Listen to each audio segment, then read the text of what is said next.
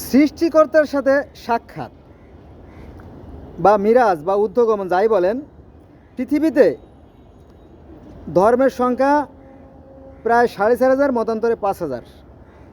এবং এই ধর্মগুলোর মধ্যে থেকে অসংখ্য অসংখ্য ধর্মের যারা প্রবর্তক তাদের সাথে সৃষ্টিকর্তার দেখা হয়েছে, কথা হয়েছে। এ বিষয় নিয়ে আজকের আলোচনা। চলেন যতটুকু পারি। এদিকে মেমোরিও শেষ, মেমোরি বেশি নেই, 18 মিনিট আছে। ধর্মের কথা বলতে গেলে তো সনাতন বা সেই প্রাচীন ধর্ম থেকে বলতেই হয়,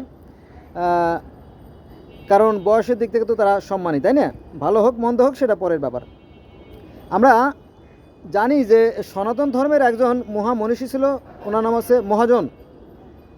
উনি ছিল একজন মহাজন, 12 জন মহাজনের মধ্যে একজন মহাজন, তার নাম আছে নারদ মুনি। এই নারদ মুনি একবার মন্দাকিনী নদীর তটে বসে ধ্যান সাধনা করতেছিলেন, ঈশ্বরের ধ্যান সাধনা করতেছিলেন। তখন ঈশ্বর সেখানে আবির্ভূত হয়। তখন তিনি চমকে যায়, চমকে গেলে জিজ্ঞেস করে, হে ভগবান, তুমি কোথায় থাকো গো? বলো যে আমি সর্বত্রই থাকি, কিন্তু নিজেকে প্রকাশিত করি না। যেখানে আমার গুণগান হয় সেখানে আমি প্রকাশিত হই। এই কথা কিন্তু সর্বপ্রাচীনতম যে ধর্ম সনাতন সেখানে আছে। এই কথাটা এই যে সর্বনবীন বা নতুন যে ধর্ম ইসলাম ধর্ম সেখানেও আছে। কিভাবে আছে কোরআনে? সেটা আছে আল্লাহ আল জাহের এবং আল্লাহ আল বাতেন, এই দুটো শব্দ কোরআনে আছে।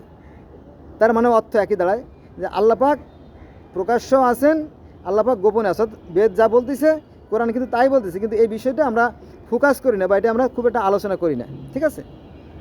আচ্ছা, এটা গেল ঈশ্বরের সাথে নারদ মুনির সাক্ষাতের কথা। এরপরে গোটা হিন্দু ধর্মে বা ভারতবর্ষে যদি আমরা বেছে বেছে প্রথম সারির 2 জন লোককে আমরা বাছাই করি, তাহলে একজন হচ্ছে শ্রীকৃষ্ণ আর একজন হচ্ছে রাম, ঠিক আছে? এদের সাথেও ঈশ্বরের দেখা হয়েছে। হ্যাঁ, এটা সত্য। রাজা দশরথের কোনো সন্তান হচ্ছিল না, তখন তিনি অগ্নিতে যজ্ঞ করতেছিলেন। যজ্ঞ মানে কি জানেন? নামাজ বা প্রার্থনা। তো যজ্ঞ করতে করতে হঠাৎ করে সেই আগুনের মধ্য থেকে আর একটা আগুন, অতিকায় এক উজ্জ্বল আলো প্রকাশিত হলো। তখন রামের পিতা দশরথকে বলো যে, হে দশরথ, তুমি আমাকে কেন স্মরণ করছো? তো বলো, হে ভগবান, তুমি তো আমাকে রাজ্য দিছো, রাজপদ দিছো, অর্থ দিছো, সম্মান দিছো, হ্যাঁ, লোকবল দিছো, হ্যাঁ, আমার 3টে স্ত্রী, কিন্তু তারপরও আমার মনে ব্যথা রয়ে গেছে। কি সে ব্যথা? বলো, আমার তো কোনো সন্তান নাই। আল্লাহ তো সব জানেন। তারপরে বলো, তাই নাকি? আচ্ছা ঠিক আছে। তখন একটু পায়েস দিল। পায়েস, বলো এই পায়েসগুলো তোমার স্ত্রীকে খাওয়াই দিও। তো পায়েসটা খাওয়াই দেওয়ার ফলে এই রাম, ভরত, শত্রুঘ্ন আর লক্ষণ 4 ভাইয়ের জন্ম হলো। ঈশ্বরের সাথে কিন্তু দশরথের দেখা হয়েছে, ঠিক আছে? যাক, আমরা চলে যাই কৃষ্ণের কাছে। সামনে কুরুক্ষেত্র যুদ্ধ, কিন্তু অর্জুন যুদ্ধ করতে রাজি না। তখন বলো, না, যুদ্ধ করতেই হবে, ওরা সব মৃত, ওদের আত্মা মৃত আত্মা, ওদের মৃত এমনিই হবে, অমনি হবে, যুদ্ধ তোমাকে করতে হবে, তোমার কোনো ভয় নাই, তুমি সত্যের পথে থাকলে তুমি অমর। যাক, অর্জুন যুদ্ধ করলো। যুদ্ধ শেষে বা যুদ্ধের এক পর্যায়ে অর্জুন শ্রীকৃষ্ণ বলো যে, আমি যে ঈশ্বরের যে প্রকৃত রূপ, যে আসল রূপ দেখতে চাই। বলো, না, সৃষ্টিকর্তাকে চর্মচক্ষু দ্বারা দেখা সম্ভব না। এই একই কথা আমাদের কোরআন শরীফের সূরা আনামের 103 নম্বর আয়াতে আছে। সূরা আনামের 103 নম্বর আয়াতে আল্লাহ বলেন যে সৃষ্টিকর্তাকে চর্মচক্ষু দ্বারা দেখা সম্ভব না। আবার সূরা শুরার 51 নম্বর আয়াতে আল্লাহ বলেন যে মানুষের এমন কোনো সাধ্য নাই যে সৃষ্টিকর্তাকে চর্মচক্ষু দ্বারা দেখে, ঠিক আছে? তার মানে কি, সৃষ্টিকর্তাকে কেউ দেখতে পারেনি, মানুষের পক্ষে দেখা সম্ভব না, ঠিক আছে? তো শ্রীকৃষ্ণ বললো যে, না, সৃষ্টিকর্তাকে চর্মচক্ষু দ্বারা দেখা সম্ভব না। অর্জুনকে বললো, তা বলো যে আমার তো ভীষণ ইচ্ছে, আমি যদি দেখতে না পারি তাহলে আর কে দেখতে পারবে, তাই না? বলো, ঠিক আছে, তোমাকে আমি বিশ্বরূপ দেখাচ্ছি। তখন তার মুখের ভিতরে বিশ্বরূপ দর্শন করলো, আর দেখলো সহস্র সূর্যের ন্যায়। কৃষ্ণ বলল যে সহস্র সূর্য যদি আকাশে উদিত হয়, তাহার তুলনায় ঈশ্বরের রূপ কিছু নাই। গেল, তাই না? তারপরে আমরা জানি যে ইহুদিদের যে নবী মসি, ইহুদিদের নবী, এতগুলো ধর্ম তো আসলে একবার বলা সম্ভব না, আমি একবারে সংক্ষেপ করে দিচ্ছি। সেটা হচ্ছে এই যে আমরা মুসলমানরা যাকে বলি মুসা নবী, খ্রিস্টানরা তাকে বলে মোজেস, আর ইহুদিরা তাকে বলে মসি। এই মসির সাথে আল্লাহ দেখা হয়েছিল কোথায়? তুর পাহাড়ে, তুয়া পর্বতে বা সিনাই পর্বতে, আপনারা জানেন, তাই না? এই হলো কাহিনী। তো আল্লাহর সাথে অনেকেরই দেখা হয়েছে। তারপরে হজরত ইব্রাহিম আলাইহিস সাথে আল্লাহ সরাসরি কথা হয়েছিল আকাশ থেকে। আকাশ থেকে ইব্রাহিম আলাইহিস বলছে, হে মুসা, আমি তোমার বংশকে আকাশের তারার মতো অগণিত করব এবং তোমারে আমি জেরুজালেমের এখানে জায়গা দান করব। জানেন তো, তাই না? এটা আর কি। আর আল্লাহর সাথে যে মুসার দেখা হয়েছিল এ কথা কিন্তু কোরআনে আছে। এবং দুটো ফলক অর্থাৎ স্বর্গীয় পাথরে খোদাই করা যে বাণী, সেই বাণী সম্বলিত দুটো ফলক আল্লাহ পাক সরাসরি মুসার কাঁধে তুলে দিছিল। একথা কোরআনে আছে, দুটো ফলক দেখে নিয়েন। তবে আমি জানি যে অধিকাংশ মুসলমান মানে 95% থেকে 98% মুসলমান কোরআন জানে না, তারা শুধুমাত্র শুনে মুসলমান। এটা খুব বিপজ্জনক।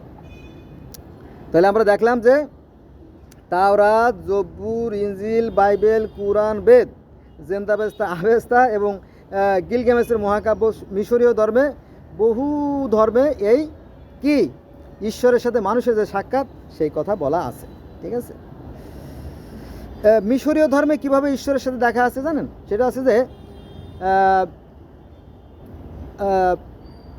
জ্ঞানের দেবী 4 জন, হু, শেহা, শেহেম আর হেউ, 4 জন জ্ঞানের দেবতা।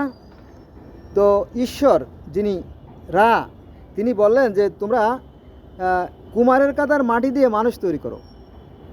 কুমারের কাদার মাটি দিয়ে মানুষ তৈরি করলো। তখন দেবী শ্বেতছুট তিনি কি করলেন? তিনি কুমারের কাদার মাটি দিয়ে তিনি মানুষ তৈরি করলেন। প্রথম মানবের নাম আছে কি? সু, এবং প্রথম মানবের নাম আছে তেপনাথ। আমাদের যেমন ইসলাম ধর্মে আছে আদম হাওয়া, ইহুদি খ্রিস্টান ধর্মে আছে অ্যাডাম হাওয়া, আর সনাতন ধর্মে আছে মনুষ্যতরূপা। ঠিক এরকমটি মিশরীয় ধর্মেও সেই সু এবং তেপনাথ এর কাহিনী আছে। হ্যাঁ, এরা আছে প্রথম দম্পতি, পৃথিবীর প্রথম দম্পতি। তো তাদের ঘরে হলো 5টা সন্তান। আমি অন্যদিকে চলে গেছি যদিও। তাদের ঘরে জন্ম হলে 5টা সন্তান, ওসাইরিস, আইসিস, শেত, নেপতিস, আনবিস, 5টা সন্তান জন্ম নিল। আর আমাদের ইসলাম ধর্ম সে একই কথা বলা আছে যে প্রথম মানবের 5টা সন্তান ছিল, হাবিল, কাবিল, শীষ, গাছবিবি, আকলিমা। ঠিক আছে? আবার সনাতন ধর্ম যদি আমি যাই তাহলে সেখানেও 5 জন মানব, মানে প্রথম মানবের 5 জন সন্তান ছিল, প্রিয়ব্রত, জ্ঞানপদ, আকুতি, প্রসূতি, দেবতী। 5টা। তার মানে কি 5টা সন্তান যে ছিল প্রথম মানবীর, এ কথা পৃথিবীর বহু ধর্মে আছে এবং গ্রিক ধর্মেও আছে, মিশরীয় ধর্মে আছে, জেন্দাবেস্তা আবেস্তা আছে। কিন্তু আমার এগুলো মনে নাই, যেহেতু ওগুলো ইংলিশে, নামগুলো ইংলিশে আর কঠিন। ঠিক আছে? তার ভিতরে মনে করেন যে জ্ঞানের দেবী এথেনা, তাকে সৃষ্টি করা হয়েছে স্বর্গের দেবতা জিউসের মাথা থেকে। ঠিক আছে? আফ্রিদিতি শব্দের অর্থ সমুদ্রে ফেনা, তাকে সৃষ্টি করা হয়েছে সমুদ্রে ফেনা থেকে। এইভাবে বর্ণনা করা আছে 5 জন প্রধান। আর জিউস, ক্রোনাস, কয়জন? 4 জন না? একজন আছে ক্রোনাস, একজন আছে জিউস, একজন আছে আফ্রিদিতি, আর একজন আছে এথেনা। 4 জন পাইলাম, তাই না? আর একজনের নাম আমার এই মুহূর্তে মনে নাই। সেখানেও 5 জন পাই।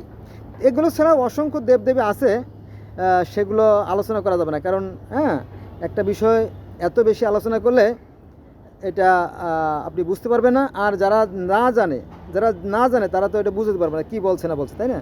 যদি জানা থাকে তাহলে ভালো। তো বন্ধুরা, আজকে এ পর্যন্ত রইল। সবাই ভালো থাকবেন। আল্লাহ হাফেজ।